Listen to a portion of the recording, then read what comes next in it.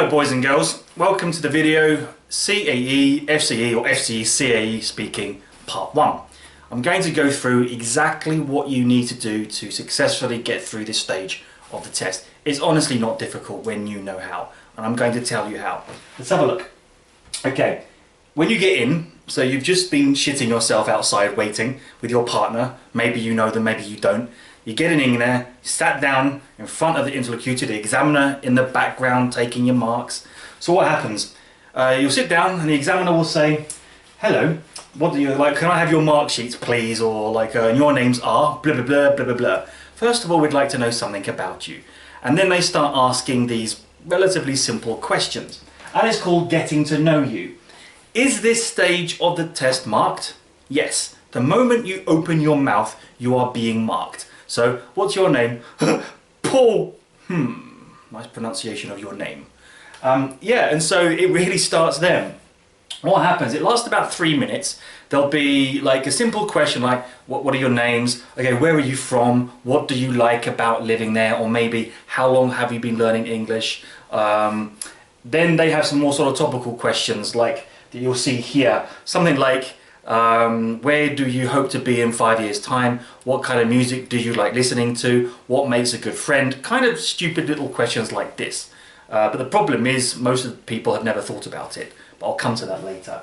Okay, basically in part 1 it is the examiner and you. So you do not talk to your partner. So the examiner will ask, say, student A, finished, student B, finished. Maybe another question to student B, and then student A. But you don't mix all together. It's not like a threesome or something, right?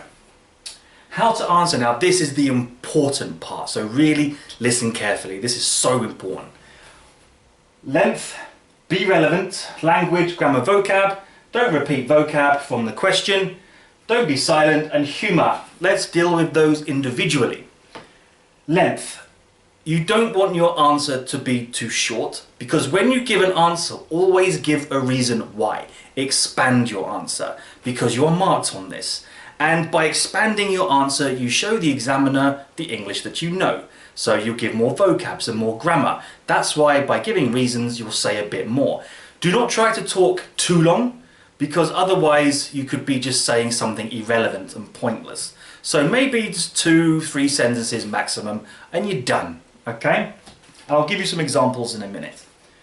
Let's say be relevant. Now, I know this sounds stupid, but you can't believe how many times when students are nervous, they go off on a different track. So I could say, could you tell me about the flat where you live? Yes, I live in a big flat with 3 rooms with my mother and my father. My mother is a proctologist, my father is a zookeeper, and I love my parents very much, and sometimes we go to restaurants together. Like, what? Like, I didn't ask about that. I didn't ask about your proctology mum. I asked about your flat. I want to know what your flat is like. So basically, I am not going to give any marks, because even if the English was good, they didn't answer my question.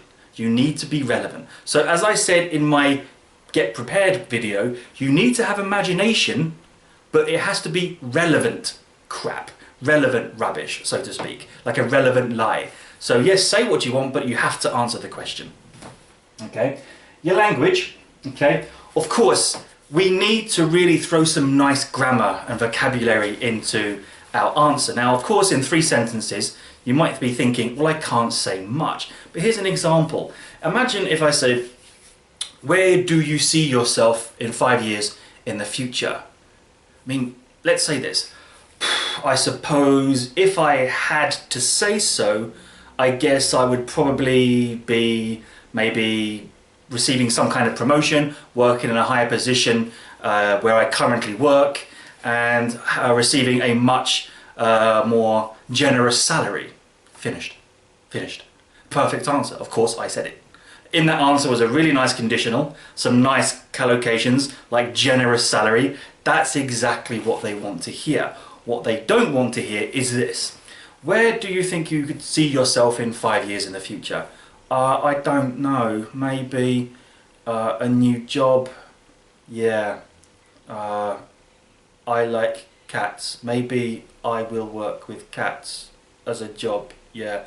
epic fail. In fact, I'm going to use two hands to face palm. Absolute rubbish answer. So you've got to get that vocab and grammar in there. Don't try to be too unnatural. Don't sound so scripted like you practiced it before. They will detect that and they will kind of punish you a bit for it. Okay? Don't repeat vocab from the question. I hate this. If we have a look at this question down here, I'll give you an example now. How important is sport and exercise in your life? Sport and exercise are very important in my life because it's good. Rubbish answer for two reasons. Number one, you just basically repeated all the vocab from my question. You didn't show me anything new, and you just said it's good. Rubbish vocab. Nothing new. It's not even FCE.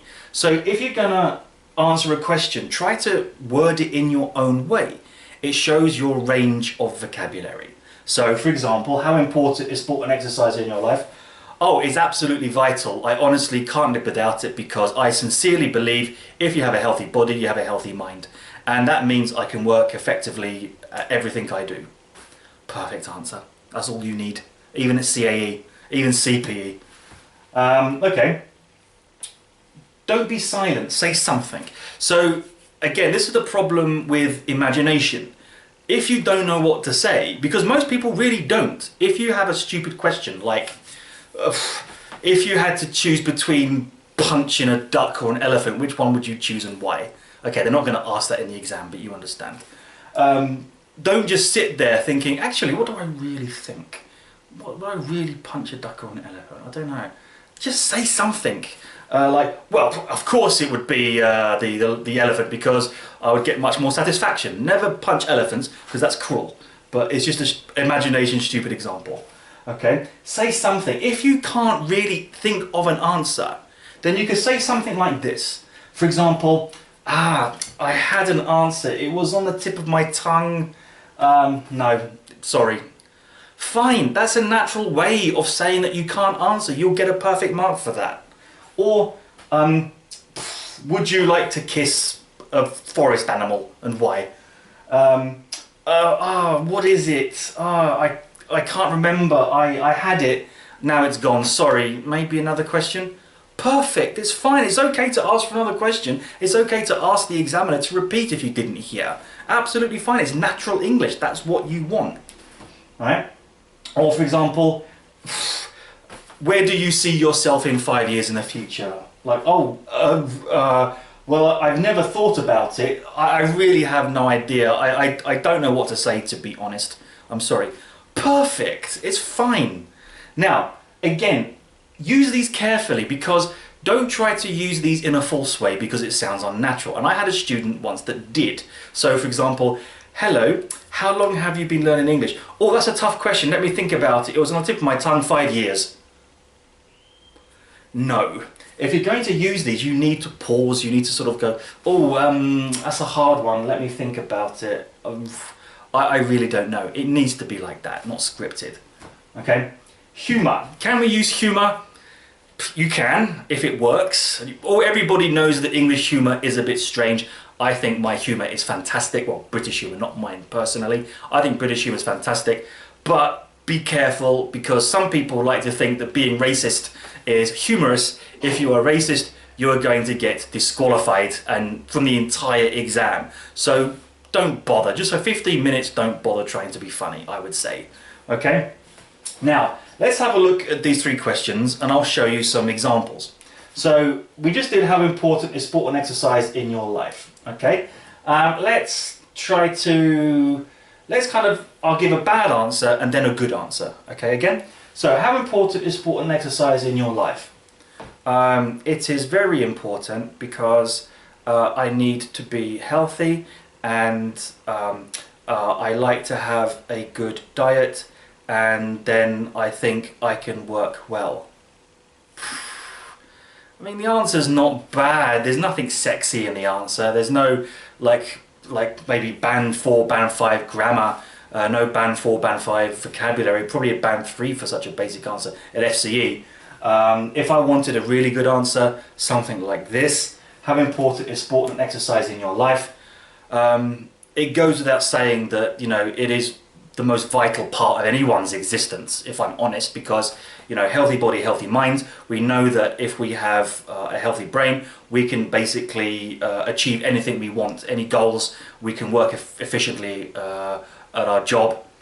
Fine, perfect. Some nice grammar, some nice vocab. What is your happiest memory of school? This is where I shit myself because I've never thought about it. Again, lie. It was when my teacher gave me a special sticker to say that I was a fantastic student for one day, and I won Best Boy of the Class award for that particular week.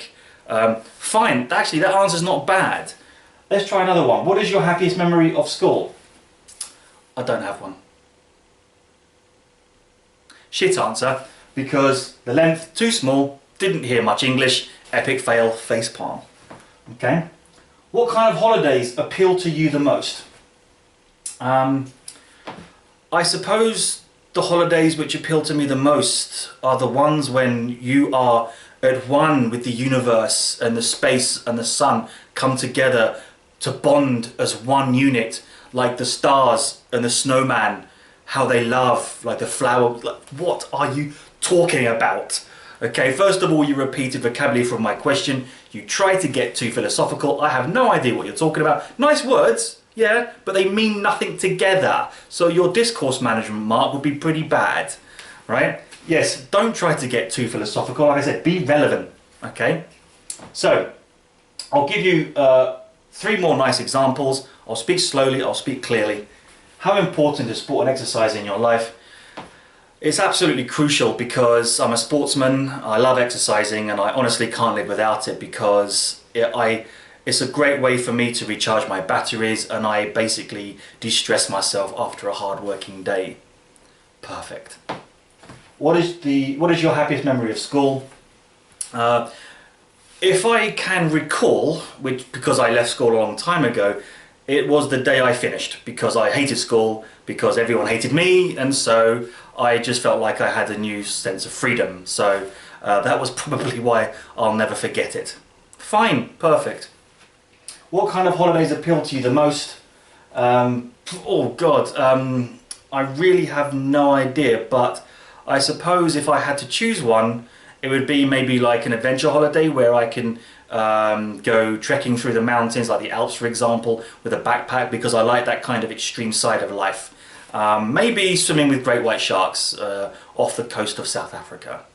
Perfect answer, some nice collocations. I gave a reason for my answer. I used a conditional in there. Fine, that's what it needs to be like. Okay, so I hope that was useful. Now I'm going to go and make the part 2 video. Okay, please give a thumbs up, subscribe, all that stuff. Okay, see you later, my friends.